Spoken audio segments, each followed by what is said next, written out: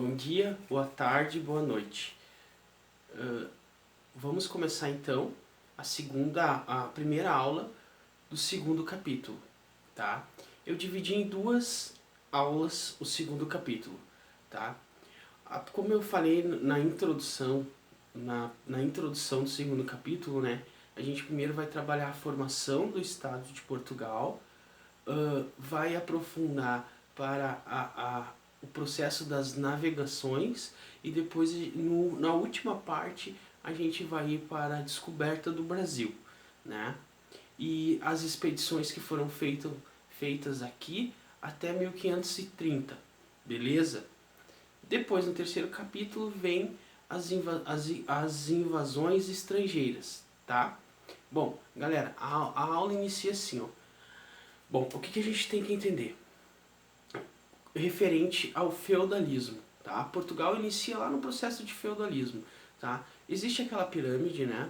Que é a pirâmide do feudalismo, que é o clero, o nobre e o camponês, tá? A gente tem que entender a função de cada um ali. Mas o nobre é o principal, né? Depois o clero passa também a ser um pouco principal. A união dos dois determina a formação de Portugal, beleza? Bom, galera, começa aqui a aula então. Aqui está o quadro, vocês podem tirar um print aí para ir acompanhando a aula. Qualquer dúvida pode me chamar no WhatsApp lá, se tiver alguma coisa que não está entendendo aqui, porque a letra do professor não ajuda, né? Bom, para a gente entender como é que aconteceu a formação de Portugal, a gente tem que entender que no processo do feudalismo, o poder do rei não era um poder centralizado, né? Com a crise do feudalismo, o rei volta a ter o poder centralizado e a nobreza, no início da crise do feudalismo, ela perde a sua função e seu espaço dentro daquela sociedade. Mas logo depois, a nobreza entra sim com uma função determinante dentro da sociedade, mas daí já não tem a centralização do poder como tinha antes. E o rei se torna sim o principal poder no processo das navegações, processo mercantilista, beleza? Bom, galera, aqui ó, o que é a crise do feudalismo, né? Ela inicia no século XIII, tá? Ela é o fortalecimento do Estado. O que é o fortalecimento do Estado? O que é a crise do feudalismo? Ela se inicia com aquele tratado de paz.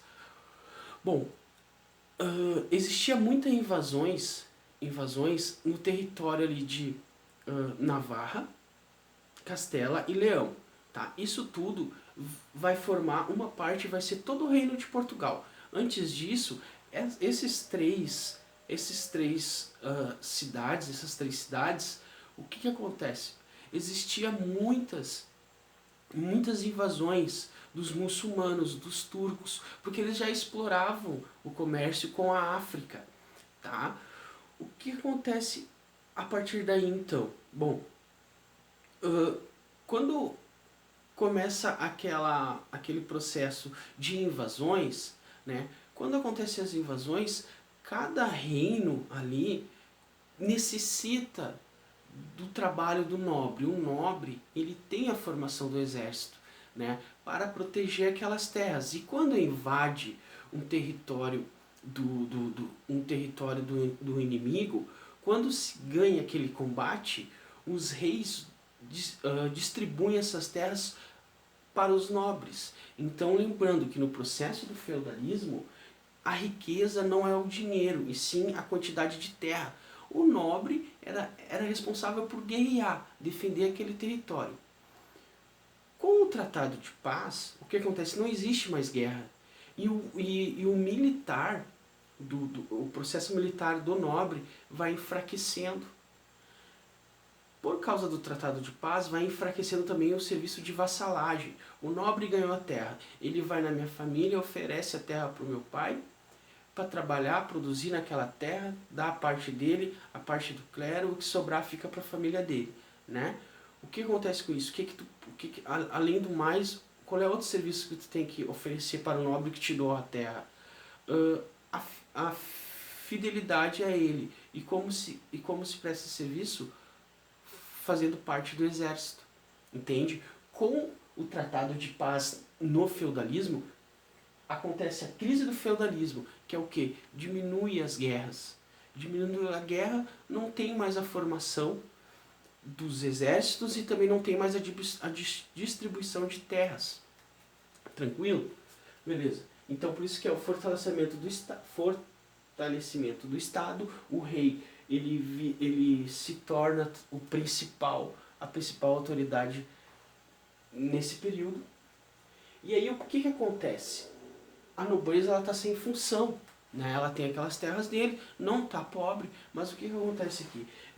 Vem a Guerra das Reconquistas, que é as cruzadas, tá? Os três reinos decidem expandir mais os seus territórios, lutar contra os invasores e dominar a terra daqueles invasores, né? Então, o que se diz, o que se forma ali? Uma ideologia militar e religiosa, né? Lembrando também que aqui é a ascensão do cristianismo. Então, todo o continente europeu, grande parte do continente europeu, não tinha aderido antes do cristianismo.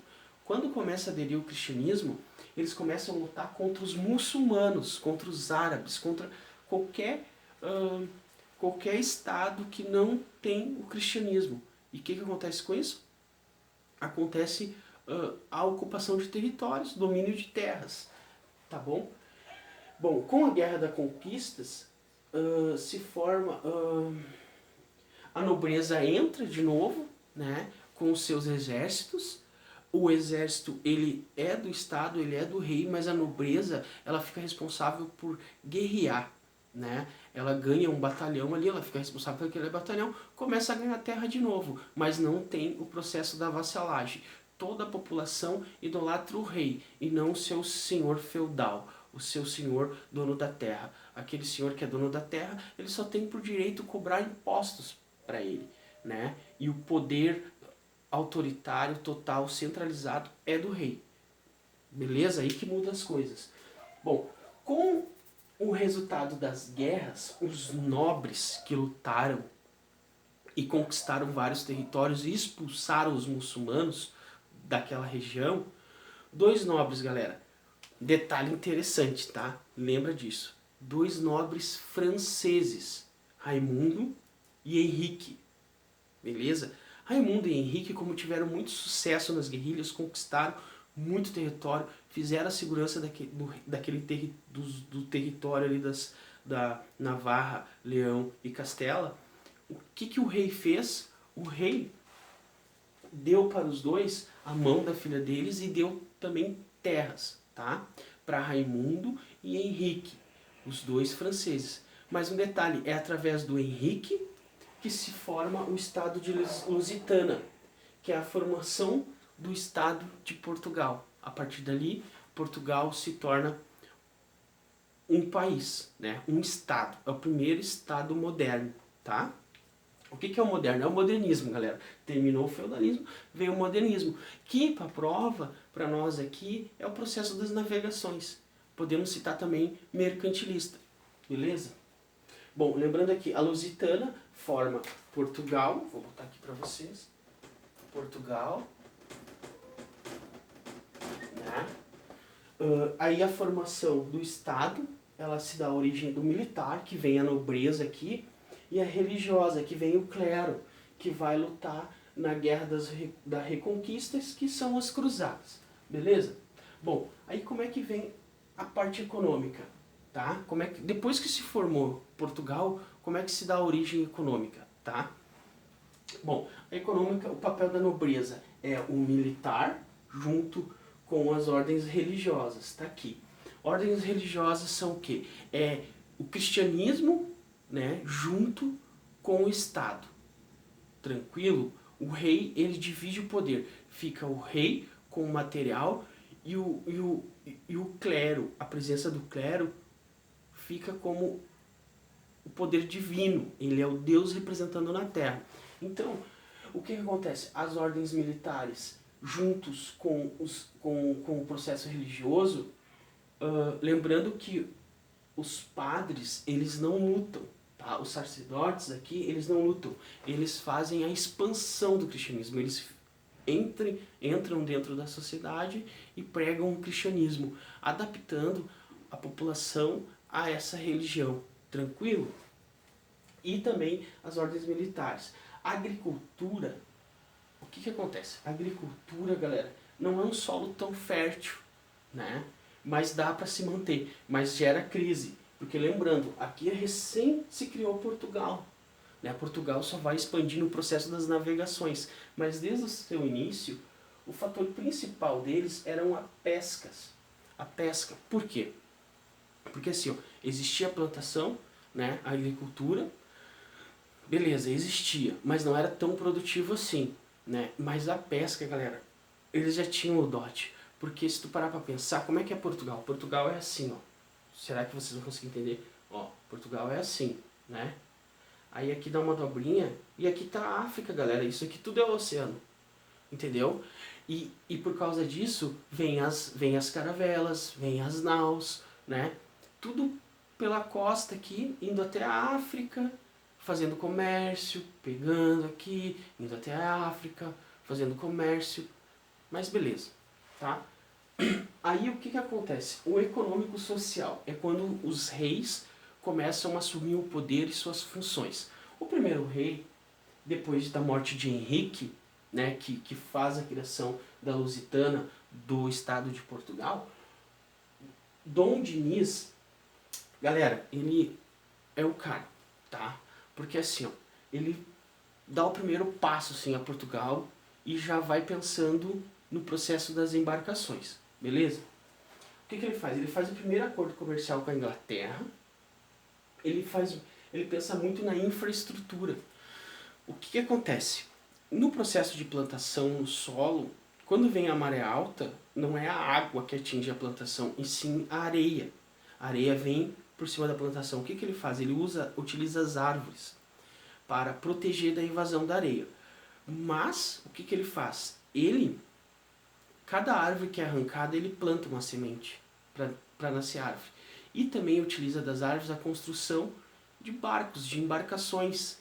E é retirado a partir desse momento a matéria-prima de vedação das embarcações. Beleza? Logo em seguida, um detalhe, o rei Diniz ele não era um rei guerreiro, ele era um rei administrativo. Tá? Logo em seguida vem Dom Fernando I.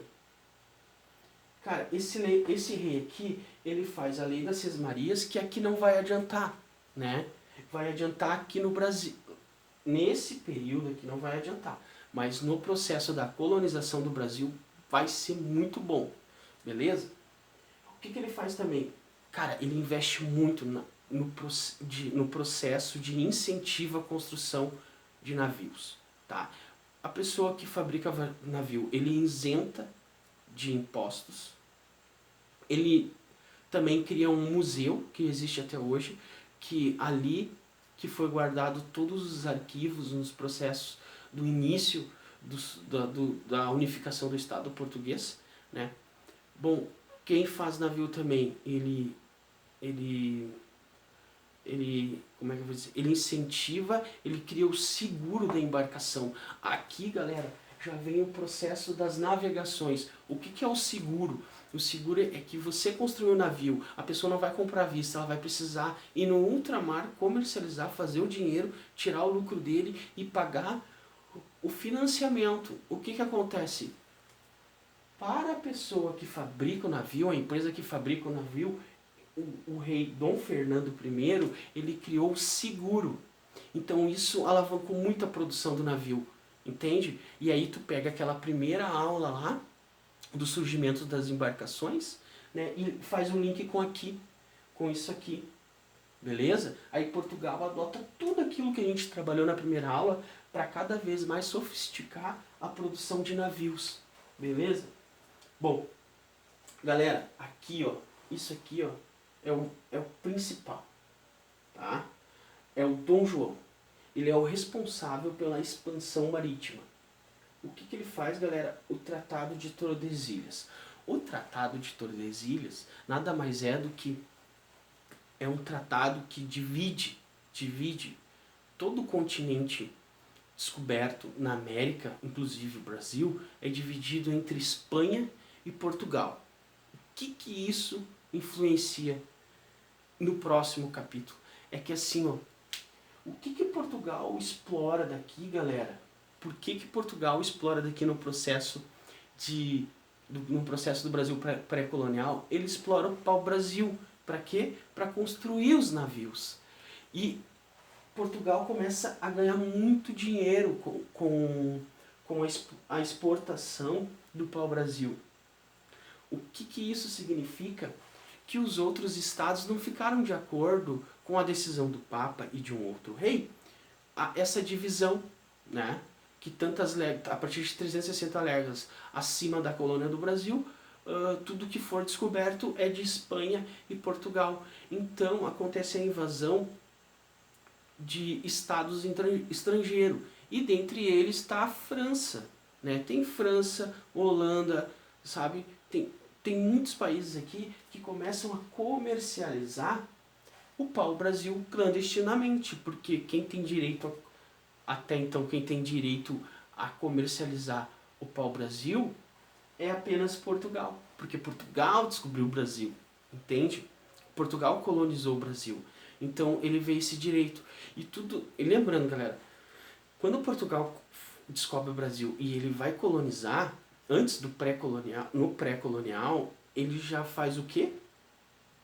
Tudo que for produzido aqui é exportado para Portugal, tudo explorado para Portugal. Tudo que for produzido aqui, todo o recurso, todo o lucro vai para Portugal. Entendeu? Daqui, galera, a gente já tira o processo de colonização, que depois vem as capitanias hereditárias, entende? Porque o que faz Portugal ocupar o Brasil? Deixar de ser pré-colonial e se tornar colonial. Colonial é um estilo de povoamento, né?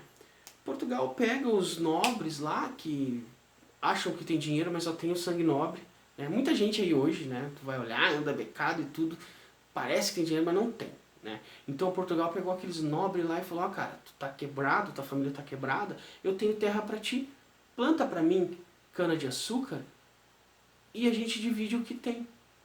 Bah, eu quero, imagina, tu tá lá quebrado, né, cara? E aí tu vai ganhar terras. Galera, as capitanias hereditárias era quantidade imensa de terras. Por exemplo, é como se fosse a metade de um estado para você, entendeu? Portugal tava te dando para você cultivar ali. Só que Portugal era malandro. Para te conseguir cultivar a cana de açúcar demora mais ou menos 1 ano, 2 anos, né? Então todo esse tempo é povoado. E quem, por exemplo, se é colônia e ainda tem aquela discussão, tudo que não tiver povoado, quem chegar primeiro tem direito àquela posse. Então Portugal foi povoando todo o litoral do Brasil, até o Rio Grande do Sul. Beleza? Aqui no Rio Grande do Sul, o processo das Seis Marias vale muito, porque tem aquela disputa entre Espanha e Portugal, Portugal não queria perder territórios, entende? É por isso que a gente vê aquela fase assim, ó, processo litorâneo e processo interior. Litoral é a costa, é na beira da praia. Quando vem o processo interior, vem o processo dos bandeirantes, que são mercenários contratados pelos senhores do engenhos para descobrir mato adentro. E aí descobre Minas Gerais, que é o ciclo do ouro. Mas isso é outro assunto, tá? Isso aqui, galera, é muito importante a gente saber o surgimento de Portugal, a importância isso aqui, ó, a economia, tudo, é o que fez Portugal investir no processo das navegações. E estava certo. Só que ele não contava, ó, Dom João não contava que ia existir invasões, tá, estrangeiras no território dele. Então ele vai para o processo para tratados, né? Ele vai tentar fazer tratados. O primeiro é o Tratado de Tordesilhas, que é dividir todas as terras entre Portugal e Espanha, e isso gera um descontentamento imenso entre a Holanda, porque daí tem as invasões holandesas, as invasões francesas, e até a Inglaterra tenta invadir um pouco aqui. Beleza? O que mais, galera? Pode não parecer importante essa aula, mas se tu pegar isso aqui, galera, tu vai entender o que vai vir depois no terceiro, né? No terceiro e no quarto, porque depois a família real, ela vem para a colônia. E aí vai cair aquelas questões das revoltas, beleza? Vai cair aquelas questões das revoltas, que a gente não consegue acertar. Depois, galera, quando vem a colônia aqui, se a gente pegar tudo isso aqui, a gente vai entender também a formação da Marinha Brasileira. Não é Marinha Brasileira, tá? É Marinha Portuguesa. Lembrando, galera, o Brasil só vai ter o seu exército brasileiro na Guerra do Paraguai, no Segundo Império. Até então são tropas portuguesas.